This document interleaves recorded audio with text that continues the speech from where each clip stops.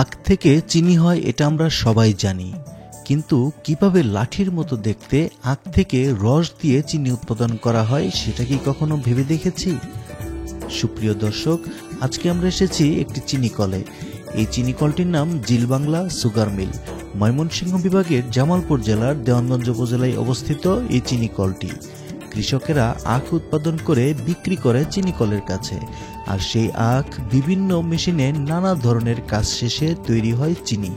আর সেই চিনি থেকে আমরা খাই নানা ধরনের খাবার, বিশেষ করে চা এবং মিষ্টির সাথে চিনির সবচেয়ে বেশি সম্পর্ক।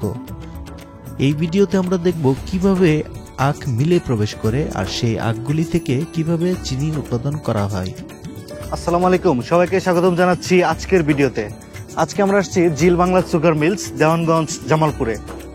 তো আজকের এই ভিডিওতে আমি জিলবাংলা সুগার মিলে কিভাবে চিনি উৎপাদন করে একদম কিভাবে আখ আসে গাড়িতে গাড়িতে সেটা থেকে শুরু করে একদম চিনি পাওয়া পর্যন্ত এই প্রসেসিংটা দেখাবো আজকের ভিডিওতে।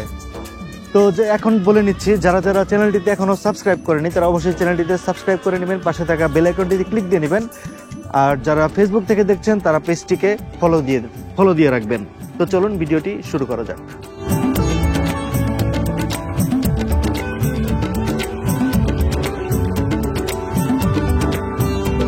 এই সুগার মিলের দ্বিতীয় গেটে গেলে চোখে পড়বে প্রচুর পরিমাণে আখের গাড়ি অপেক্ষমান হিসেবে দাঁড়িয়ে আছে।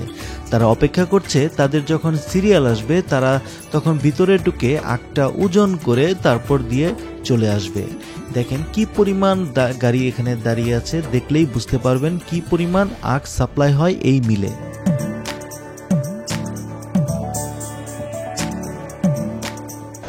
এখানে যতগুলি গাড়ি দেখা যাচ্ছে সবগুলিতে আখ দিয়ে ভর্তি। এগুলি আসলে ভটভটি গাড়ি, সবগুলি অপেক্ষমান হিসেবে আছে।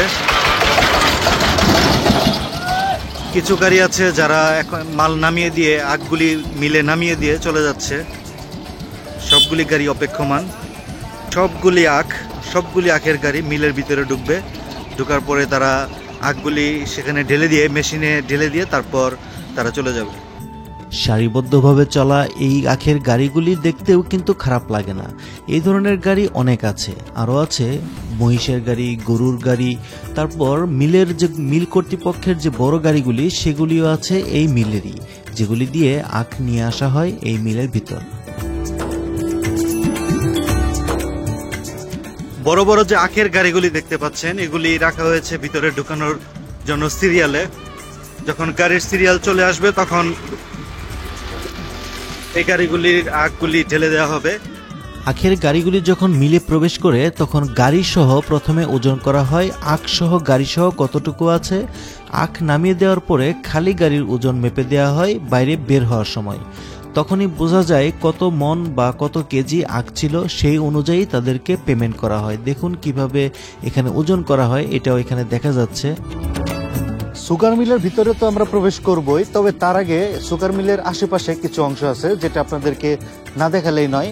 এখানে পাশে দেখতে পাচ্ছেন একটা চমৎকার একটা মসজিদ রয়েছে। মসজিদের সঙ্গে একটি হাফেজিয়া মাদ্রাসা, যেটা জিলবাংলা সুগার মিলস হাফেজিয়া মাদ্রাসা, বা পাশে হচ্ছে জিলবাংলা সুগার মিলস জামে মসজিদ। এরকম করে দুইটি স্থাপনা রয়েছে। পাশে একটি রাস্তা রয়েছে যেটা আবাসিক এলাকা। এটা এখানকার আবাসিক এলাকা বলতে এটা কলোনি। এখানে যারা চাকরি করে দীর্ঘদিন যাবত বা অল্প কিছুদিন যাবত তাদেরকে প্রত্যেককে একটি করে ফ্যামিলি সহ কোয়ার্টার দেওয়া হয়, যেখানে তারা বসবাস করতে পারবে। এর পাশে দেখতে পাচ্ছেন একটি মেডিকেল সেন্টার রয়েছে, যেখানে এখানে জিলবাংলা সুগার মিলসের যে আবাসিক অনাবাসিক কর্মকর্তা কর্মচারী আছে তাদেরকে চিকিৎসা সেবা দেওয়ার জন্য একটি মেডিকেল সেন্টার পর্যন্ত রয়েছে। তো এই ভিডিওর এই পর্যায়ে বলে নিচ্ছি যে আসলে জিলবাংলা সুগার মিলসটি 1958 সালে প্রতিষ্ঠিত হয়েছে, যেটা পাকিস্তান আমলে, পাকিস্তান পিরিয়ডে এই মিলটি করা হয়েছে। আসলে এখান দিয়ে হাঁটতে গেলে একটুখানি স্মৃতিচারণ করতে হয়। এই রাস্তা দিয়ে কত না জানি পাকিস্তানি লোকজন, কত না জানি বাংলাদেশি লোকজন এখান দিয়ে চলাফেরা করেছে, হাঁটা চলাফেরা করেছে, কত কিছু না কত মানুষ ছিল। বেশিরভাগ মানুষ এখন পৃথিবীতে নেই। এখন থেকে 66 বছর আগে এই জিলবাংলা সুগার মিলটি করা হয়। এই মিলটি করার সময় কত মানুষ কাজ করতো এখানে, তারা এখন আর বেশিরভাগই মানুষ পৃথিবীতেই নেই। বেশিরভাগ না, আমার মনে হয় 100% মানুষই পৃথিবীতে নেই।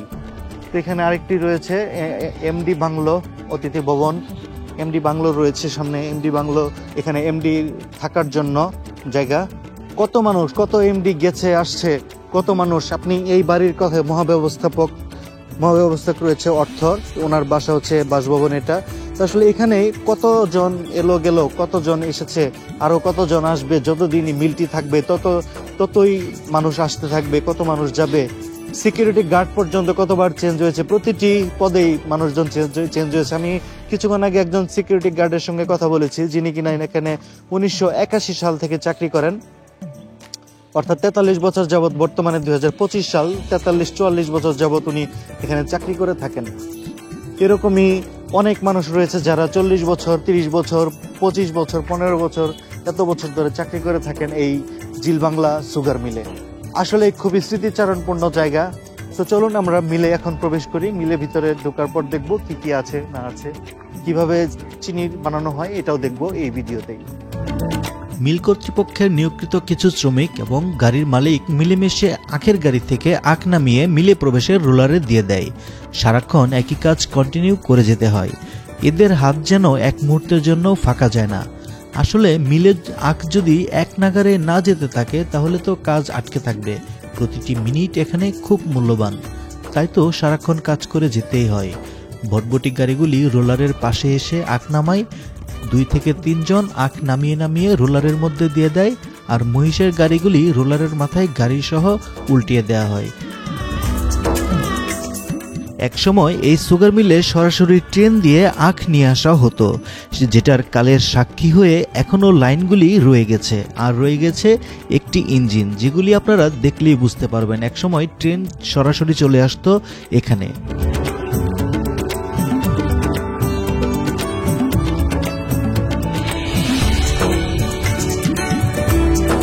রোলারের একপাশে বড় দাঁতওয়ালা যে যন্ত্রটি দেখতে পাচ্ছেন, এটি দিয়ে আখগুলিকে সোজা করে মেশিনের ভিতরে পাঠানো হয়। সারিবদ্ধভাবে এলোমেলো আখ আসছে, আর এই দাঁতালো যন্ত্রের সাহায্যে একদম সোজা হয়ে মেশিনের ভিতর ঢুকে যাচ্ছে। এই কাজগুলো দেখাও যেন চোখের শান্তি।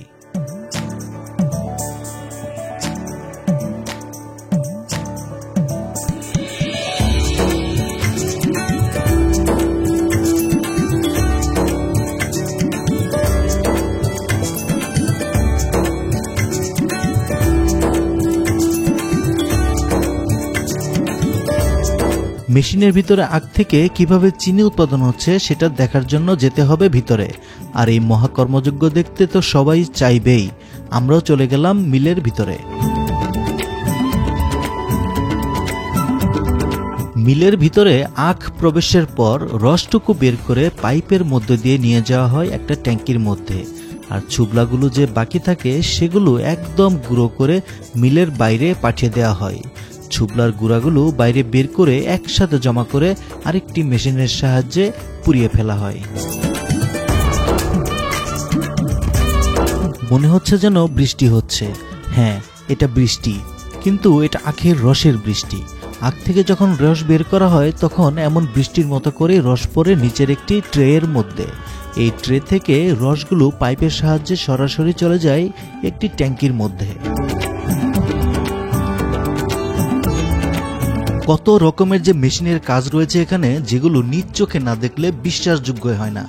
জাস্ট চিন্তা করেন যে 1958 সালে প্রতিষ্ঠিত এই মিলটি যখন স্থাপন করা হয়েছিল তখন এই প্রযুক্তিটা কত উন্নত মানের মনে হয়েছিল, আর এখন এর চেয়ে বড় বড় প্রযুক্তি চোখের সামনে ভাসে প্রতিনিয়ত।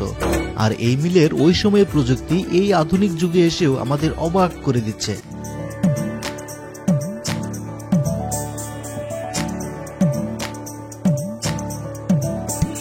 প্রথমে রসগুলি যে ট্যাঙ্কির মধ্যে যাচ্ছিল সেখানে আখের রসগুলি ময়লা পরিষ্কার করে এই লাল পাইপ দিয়ে একটি চুলার মধ্যে নিয়ে আসা হয়। এই চুলার মধ্যে রস উত্তপ্ত করে আরেকটি বড় ট্যাঙ্কির মধ্যে পাঠানো হয়।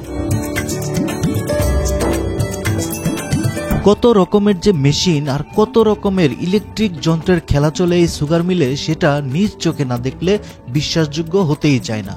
প্রতিটি অংশের জন্য রয়েছে আলাদা আলাদা সেন্সরের ব্যবহার। চিনি যেহেতু একটি খাদ্য, তাই চিনির মান নিয়ন্ত্রণের জন্য প্রতিটি জায়গার মধ্যে রয়েছে বিভিন্ন মান নির্ধারণী যন্ত্র।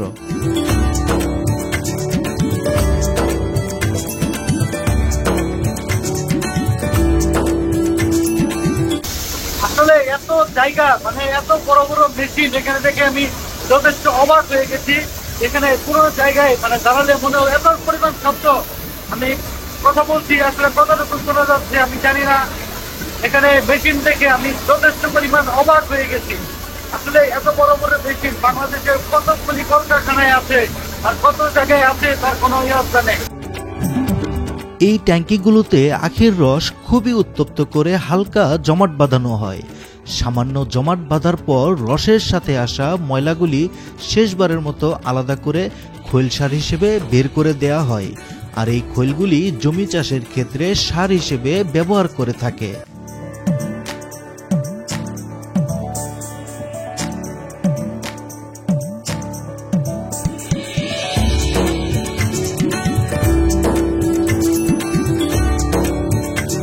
ময়লাগুলি আলাদা করে ফেলার পর রসগুলি দানাদার তরল করে খুবই ভালোভাবে মিক্সচার করা হয়।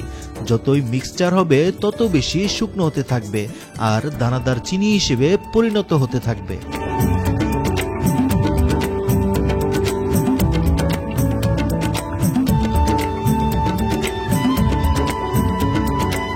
বড় বড় যে সাদা ট্যাঙ্কিগুলি দেখতে পাচ্ছেন, এগুলিতে ময়লা পরিষ্কার করার পর এখানে পাঠানো হয়, আর তরল থেকে শুকানোর জন্য এই ট্যাঙ্কিগুলো ব্যবহার করা হয়ে থাকে।